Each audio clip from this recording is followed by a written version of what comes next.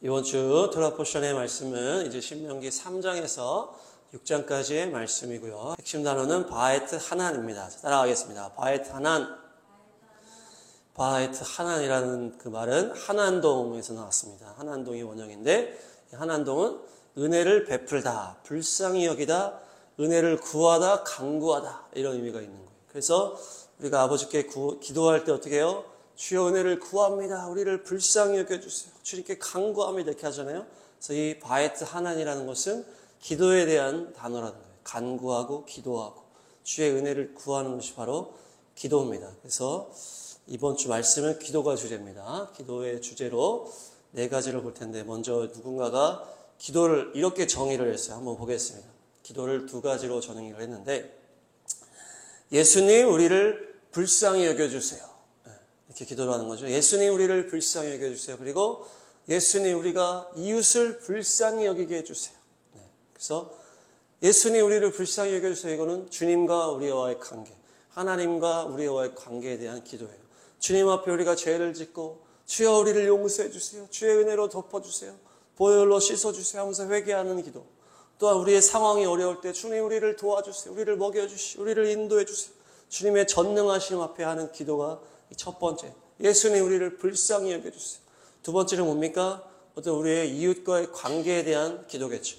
우리가 이웃을 불쌍히 여길 수 있도록 주의 긍휼함을 부어 주옵소서. 그래서 또한 우리가 우리가 이웃을 불쌍히 여길 때 그 이웃을 용서할 수가 있는 것이고, 그 우리의 관계를 어렵게 하는 그 사람도 그 사람을 불쌍히 여길 때 관계가 풀어지게 되는 것입니다.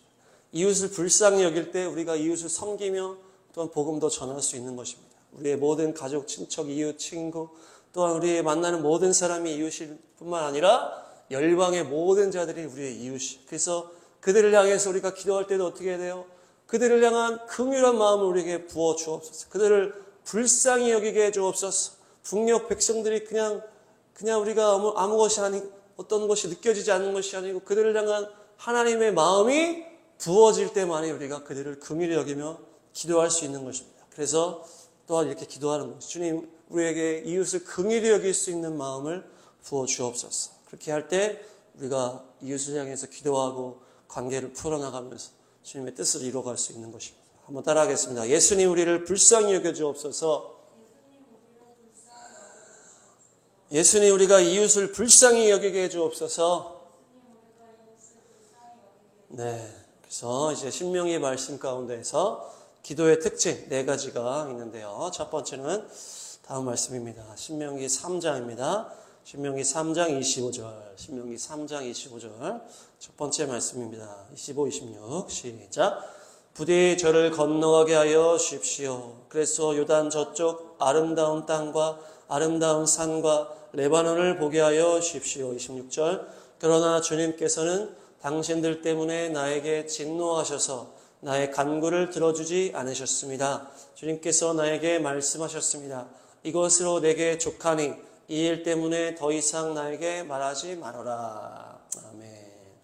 첫 번째는 뭡니까? 이 모세가 주님께 다시 한번 간구하는 거예요. 주여, 저 가나안 땅 나 못 들어간다고 하셨는데 건너가게 해주십시오. 들어가게 해주십시오. 주님의 전능하심을 선포하는 거예요.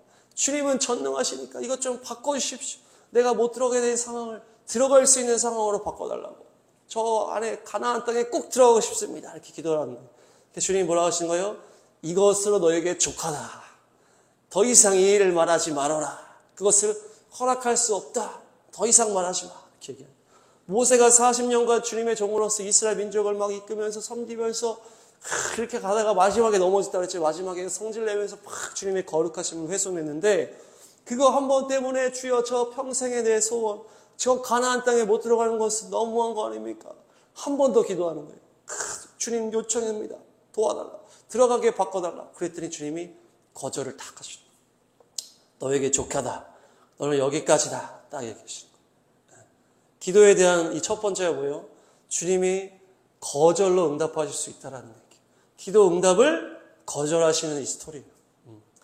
물론 큰 틀로 보면 어땠어요? 율법을 상징하는 모세가 가나안 땅에 들어갈 수 없는 것이 하나님의 뜻인 거예요. 그래서 율법을 상징하는 모세는 못 들어가고 믿음을 상징하는 여호수아가 가나안 땅에 들어가는 것이 주님의 큰 그림이었단 말이에요. 그렇지만 이 모세 입장에서는 주님께 간구로 했는데 거절당한 상황이에요. 간절한 소원을 거절당했단 말이에요. 마음이 안 좋아. 그러니까 2절에 26절에는 뭐라고 해요? 당신들 때문에 하나님이 진노하신 거 아닙니까? 당신들 때문에 주님이 나한테 진노하신 거 아닙니까? 자기가 그렇게 한 것도 있지만 너네 때문에 내가 못 들어갔다 이렇게 얘기를 하는 거예요. 그러니까 마음이 너무 아프니까 책임을 어떤 반은 이 백성들에게 넘기는 멘트를 여기 날리는 거예요. 그러면서 하나님이 진노하셨다. 해서 내가 못 들어갔다. 너무 아쉬웠다. 사도 바울도 이런 비슷한 얘기겠어요. 육체의 가시 이것을 없애달라고 계속 기도를 했는데 주님께서 거절하시는 장면이 나오는 거예요. 고린도후서 12장 8절 9절. 고린도후서 12장 8절 9절. 시작. 나는 이것을 내게서 떠나게 해달라고 주님께 3번이나 간청하였습니다. 9절. 그러나 주님께서는 내게 이렇게 말씀하셨습니다. 내 은혜가 내게 족하다. 내 능력은 약한 데서 완전하게 된다. 그러므로 그리스도의 능력이 내게 머무르게 하기 위하여 나는 더욱더 기쁜 마음으로 내 약점들을 자랑하려고 합니다. 아멘. 사도 바울이 너무나 간절하게 3번이나 기도했다는 얘기예요. 그랬더니 내 은혜가 너한테 이제 족하다. 내 능력은 약한 데서 온전하게 되는 거야. 그러면서 너의 기도를 내가 들어줄 수 없다는 얘기예요. 너한테 지금 그 은혜가 지금 충분해. 좋게. 더 이상 내가 이거를 베풀어줘. 왜냐? 너의 약점이 있어야 너가 거기서 완전해지고 더 강하게 주의 일을 감당할 수 있다. 너의 약점을 가지고 있어야 된다는 얘기예요. 그러니까 사도 바울이 육체의 가시를 가지고 그냥 끝까지 사역을 완주했다는 얘기예요. 이게 많이 불편했을 것 같죠? 사도 바울이 간절하게 3번이나 할 정도면은 이게 오죽 불편했으면 이렇게 했겠어요. 근데 이것이 뭐라고 이제 해석을 하냐? 사도 바울이 처음에 예수님을 탁 만날 때 빛으로 팍 하면서 이 눈이 잠깐 멀었잖아요. 아나니아가 안수할 때까지. 눈에 이제 그때 충격으로 눈에 온 질병이 아니냐. 그래서 안질이 아니냐 이렇게 얘기를 하고. 그 또 사탄의 가시, 또 귀신이 공격하는 거를 사탄의 가시라고 했기 때문에 이것이 귀신이 넘어뜨리는 간질병이 아니냐 이렇게 얘기도 하고, 아니면은 이것이 사탄이 주는 어떤 이 사도 바울이 계속 넘어지는 평생의 어떤 죄성이 아니냐 이렇게 이제 3가지로 해석을 하는데, 어쨌든 이것이 사도 바울에게는 너무나 불편하고 어렵고 힘들기 때문에 간절하게 기도했는데 그 어려움은 너한테 있는 것이 오히려 너의 신앙에 도움이 된다라고 해요. 너에게 너의 사역에 더 도움이 된다라는 것이. 그러니까 주님이 이것을 거절하는 응답을 주대요. 응답을 주셨죠? 거절이라는 응답을 주신 거예요. 모세에게도 거절이라는 응답을 주신 거예요. 너는 율법의 상징적인 인물이기 때문에 못 들어가. 하나님의 큰 뜻으로, 하나님의 크신 뜻으로 거절을 했다는 거예요. 그러니까 이 기도의 첫 번째가 기초가 보다 내 뜻이 하나님의 뜻과 다를 수 있고 주님이 기도 응답을 거절로 주실 수가 있다는 거예요. 그래서 내가 이걸 싫어. 내가 싫지만 주님이 주시는 것이 하나님의 뜻일 수가 있다는 얘기예요. 하나님의 뜻은 우리보다 크기 때문에, 또 하나님의 놀라운 계획 안에 있기 때문에 우리가 기도할 때에 주님께서 내가 원하는 응답을 주지 않으실 수가 있다는 거예요. 그래서 우리가 모세와 사도 바울의 이 스토리를 기억할 때 우리가 주님께 기도하고 주님과 동행할 때 오해가 없을 수 있다. 그래서 이것을 딱 기억하시죠. 결국 하나님의 뜻이 가장 선하시다. 내가 원하는 것보다 하나님의 결론이 더 선하신 거예요. 내 생각보다 주님이 더 선하시기 때문에 주님만을 신뢰하시길 바랍니다. 그래서 어떠한 기도의 응답에도 실망하지 않으시고 그냥 주님을 더 끝까지 사랑하시기를 바랍니다. 두 번째 기도에 대한 말씀은 하나님의 명령을 지켜라 라는 것이에요. 따라하겠습니다. 하나님의 명령을 지켜라. 네, 신명기 4장 2절 한번 읽겠습니다. 4장 2절 시작. 내가 당신들에게 명령한 말에 한마디도 더하거나 빼서는 안 됩니다. 당신들은 내가 당신들에게 일러준 주 당신들의 하나님의 명령을 지켜야 합니다. 아멘. 하나님의 명령을 지켜라. 한마디도 더하거나 빼지 말고 제대로 지켜라라는 거예요. 제대로 완전하게 지켜라.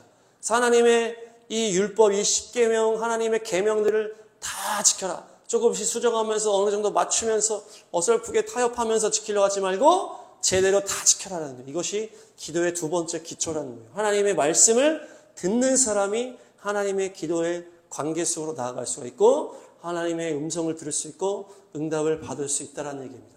하나님의 말씀을 순종하고 명령을 듣는 삶은 뭐예요? 하나님과 관계가 올바른 사람이라는 거예요. 우리가 또 둘의 사익 관계에서 서로 말하고 부탁하고 하는 것을 거절하고 막 이게 싸우고 관계가 안 좋아지면은 이게 관계가 될 수가 없잖아요. 싸운 친구한테 가가지고 밥 사달라고 얘기를 하면은 이 말을 들어줄 수가 없다.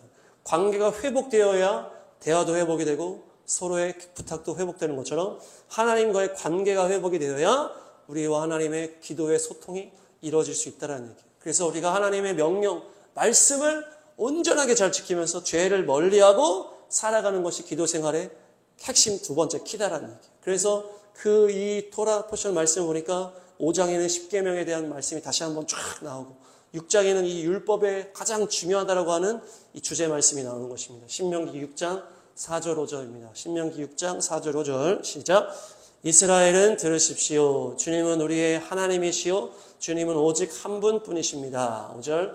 당신들은 마음을 다하고 뜻을 다하고 힘을 다하여 주 당신들의 하나님을 사랑하십시오. 아멘. 이스라엘은 들으라 쉐마 이스라엘 이렇게 하면서 주 우리 하나님 여호와는 오직 유일한 여호와이시니 너희는 마음을 다하고 뜻을 다하고 힘을 다하여 너의 하나님 여호와를 사랑하라. 이것이 이 모든 율법의 핵심 키라는 거예요. 하나님을 가장 사랑하라는 것이 사랑을 하여야만이 주님의 율법에 온전하게 순종할 수 있기 때문에 이것이 율법의 완성이요 이것이 율법의 최고의 계명이다. 그러면서 이 예수님께서 이 인용하신 말씀이 누군가가 최고의 계명이 뭐냐고 물어봤을 때 말씀을 딱 인용했다는 마가복음 보겠습니다. 마가복음 12장 29절 30절 12장 29, 30 시작. 예수께서 대답하셨다. 첫째는 이것이다. 이스라엘아 들어라. 우리 하나님이신 주님은 오직 한 분이신 주님이시다. 30절. 내 마음을 다하고 내 목숨을 다하고 내 뜻을 다하고 내 힘을 다하여 너의 하나님이신 주님을 사랑하여라. 신명기에서는 마음과 뜻과 힘을 다하여 주님을 사랑해라. 이렇게 세 가지로 말씀했는데 예수님은 네 가지로 해석을 했어요. 마음, 목숨, 뜻, 힘 이렇게 네 가지로 말했다는 얘기예요. 이것이 주님이 다시 새롭게 해석을 한 건데 신명기 마음, 뜻, 힘을 보니까 원어로 보면 마음을 레바브라고 그래가지고 따라합니다. 레바브는 마음을 말하는 거예요. 마음, 또 심장, 영혼, 감정, 의지도 말하고 정신, 생명까지 말하는 거예요. 그 네페시는 따라합니다. 네페시는 그 생명이 있는 사람, 생명, 목숨, 마음, 뜻, 호흡 이런 의미가 있어요. 그리고 힘은 메오드입니다. 따라합니다. 메오드는 이제 힘, 어떤 매우 강한 힘 뭐 이런 거예요. 강하고 매우 힘 이런 건데 그러니까 이 힘이라는 것은 우리의 육신을 말하는 거예요. 육신의 힘을 다하여 주님을 사랑해라. 네페시는 뭡니까? 우리의 혼적인 것을 말하는 거예요. 감정, 생각, 의지를 다 주님께 드리는 혼으로 들여서 주님을 사랑해라. 레바브는 마음, 영을 말하는 거예요. 우리의 영을 다하여 더 깊이 들어가 더 영으로 다 주님을 사랑해라. 이렇게 영혼육으로 사랑해라. 이렇게 주님이 쫙 얘기를 하신 거예요. 근데 이것이 보니까 이 의미가 여러 가지 다중적인 의미가 있잖아요. 막 생명도 있고, 막 정신도 있고, 막 뜻도 있고, 막 이렇게 섞여 있으니까 뜻 뭡니까? 마음, 뜻, 힘을 주님이 여기다 뭘 추가했다? 목숨을 다하고 이걸 다 추가하신 거예요. 사람들이 혼적으로만 사랑하는 거예요. 영혼육으로 사랑해라. 영으로 깊이 온전하게 사랑해라 했는데 그냥 감정으로만 혼적으로만 생각으로만 사랑하는 거예요. 주님을. 그러니까 이것을 율법을 온전하게 지키지 못하고 또 우상숭배로 가니까 예수님이 4개로 풀어서 얘기하시는데 하나를 추가했어요. 목숨을 바치고 사랑해야 된다. 생명까지 바쳐서 이 말씀에 순종해야 된다. 나도 아버지께 생명을 바치러 이제 갈 거야. 너희도 생명을 바쳐 이 말씀을 따라가야 된다. 영혼육으로 살아가라는 것은 너의 전부를 다 드리는 것은 머리로만 감정으로만 하는 것이 아니고 생명까지 바치는 거다라고 하면서 제대로 해석을 해주시면서 4개로 딱 해주신 거예요. 우리가 온전한 기도자로 서기 위해서 하나님의 말씀에 온전한 순종하는 삶이 살아야 되는데 어느까지 순종해야 된다? 생명을 바치는 데까지 순종해야 된다. 영혼육으로 생명을 바치면서까지 순종하시기를 바랍니다. 그래서 우리가 복음을 증거할 때 순교하는 상황이 있을지라도 박해받는 상황이 있을지라도 우리가 말씀에 순종을 해야 되는 것입니다. 그럴 때 그 사람의 기도가 능력이 있는 것이에요.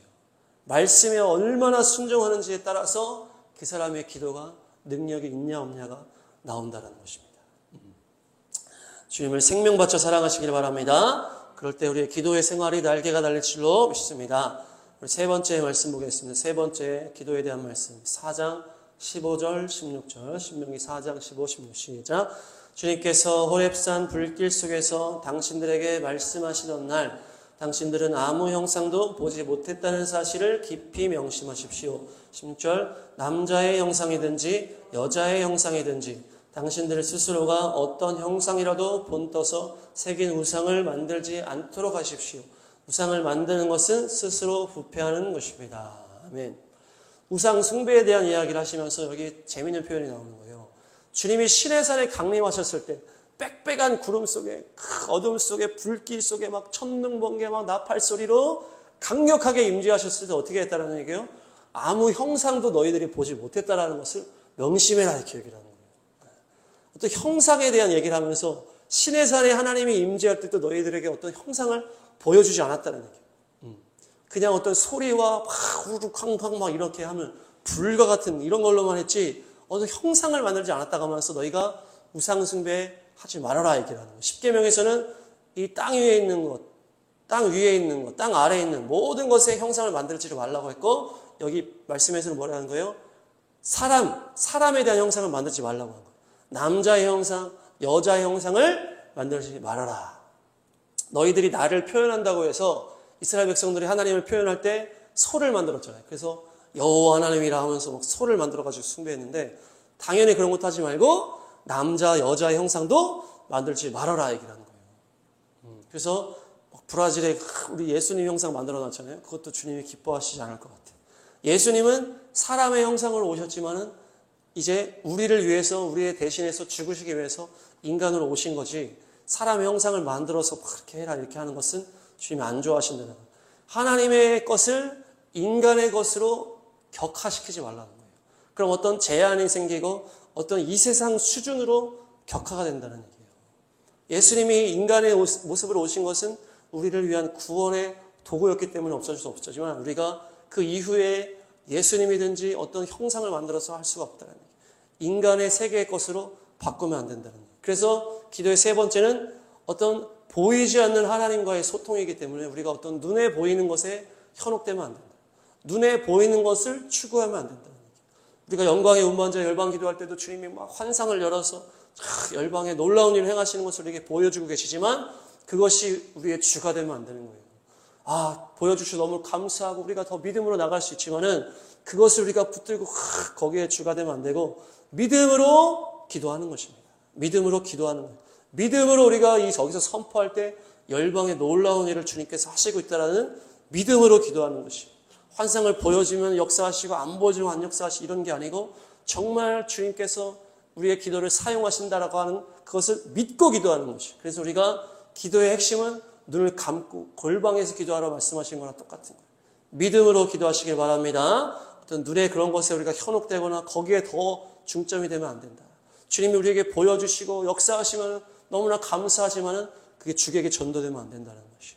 우리가 믿음으로 계속 나아갈 때 주님이 때가 되면 주시고 필요할 때 역사를 주시고 기적을 보여주시고 또 천국도 보여주시게 하시지만 그것이 주가 되지 마시기를 바랍니다. 그래서 믿음으로 끝까지 기도하시기를 바랍니다.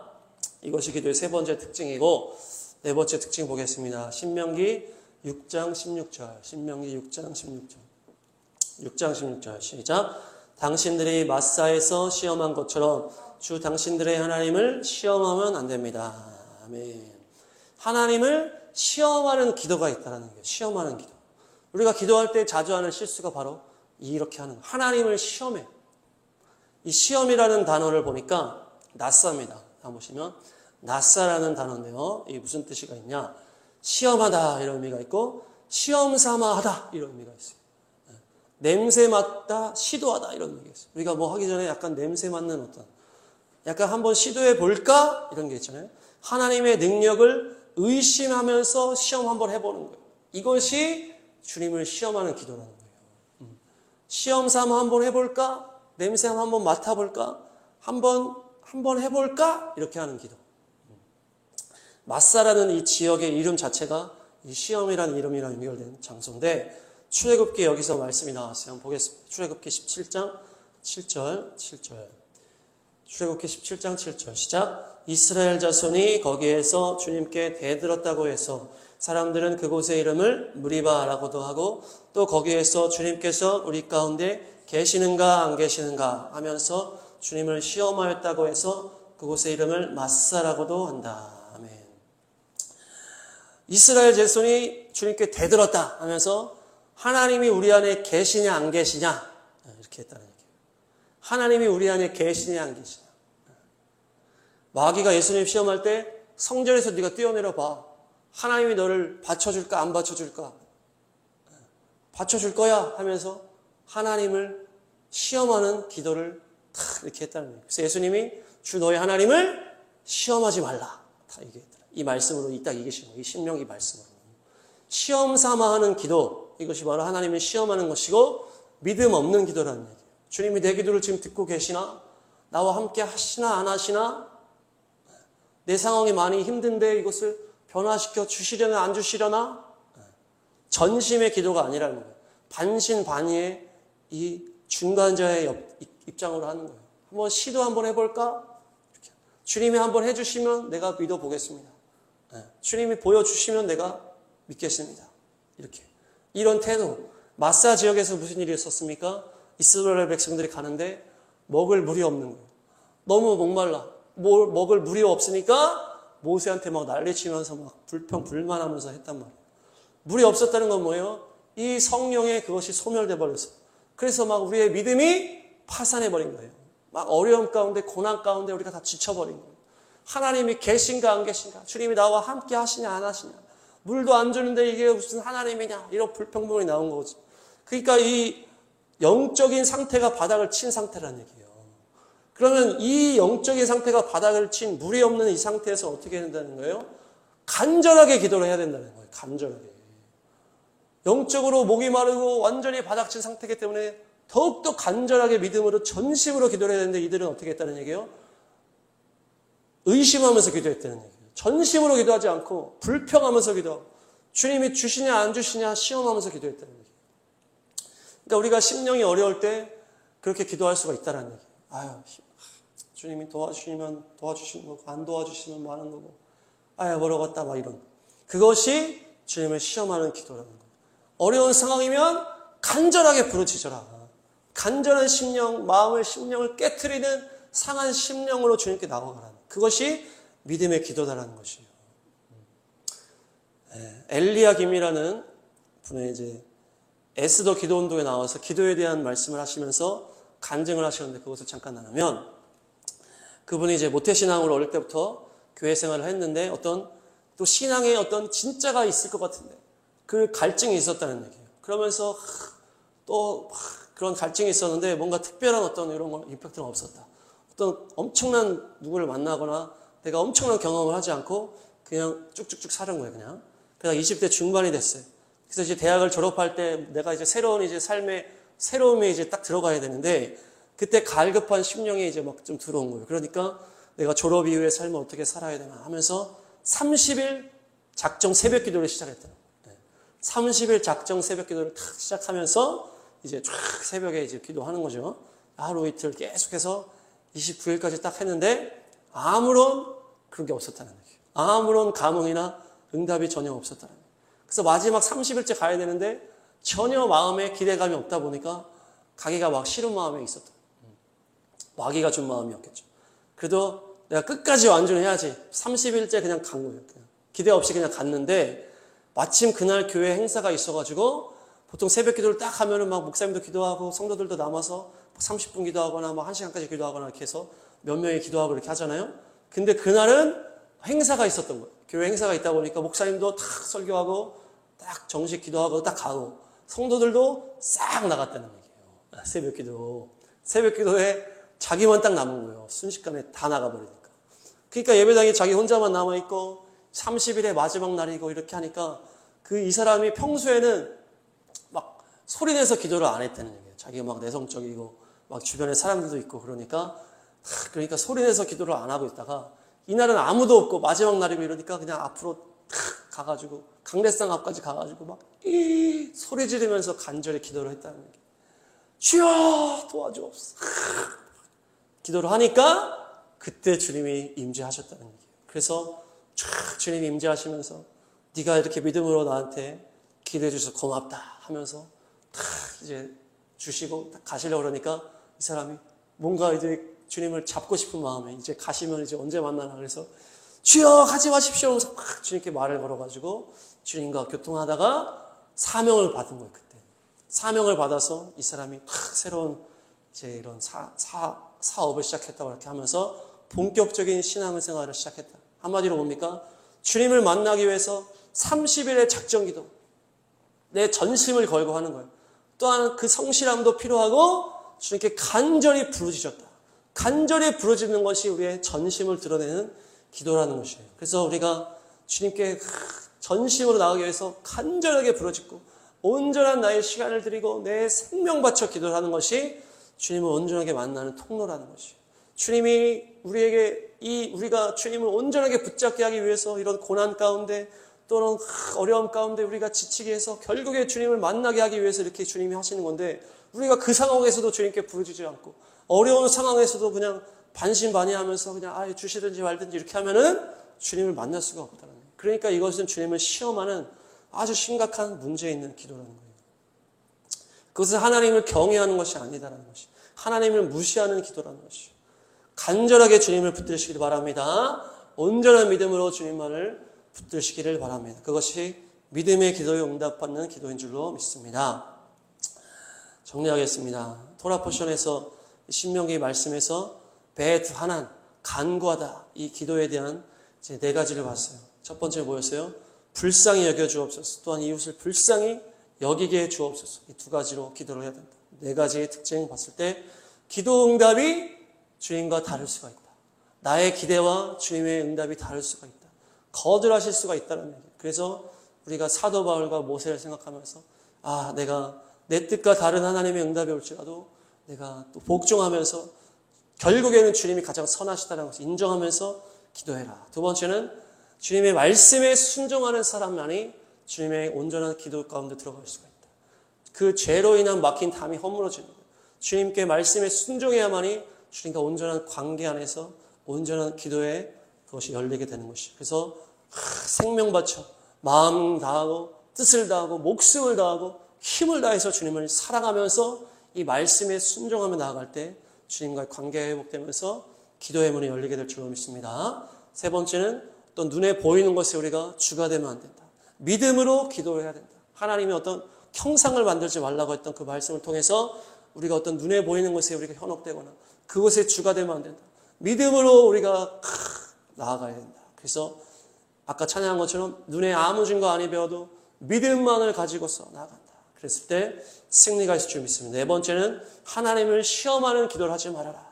한번 해볼까? 주님이 주시면 뭐 되고 이런 의심하는 반쪽짜리 기도는 주님을 시험하는 기도다. 우리가 연약한 상황 가운데서 갈급한 심령으로 주님을 부르짖으면서 간절하게 전심으로 기도할 때 주님을 만날 수가 있다는 것입니다. 그래서 이 기도의 네 가지를 기억하시면서 이번 주에 더욱더 기도로 달려가시고 어두워져 있는 시대 가운데 기도의 용사로 승리하는 모두가 되시기를 축복합니다.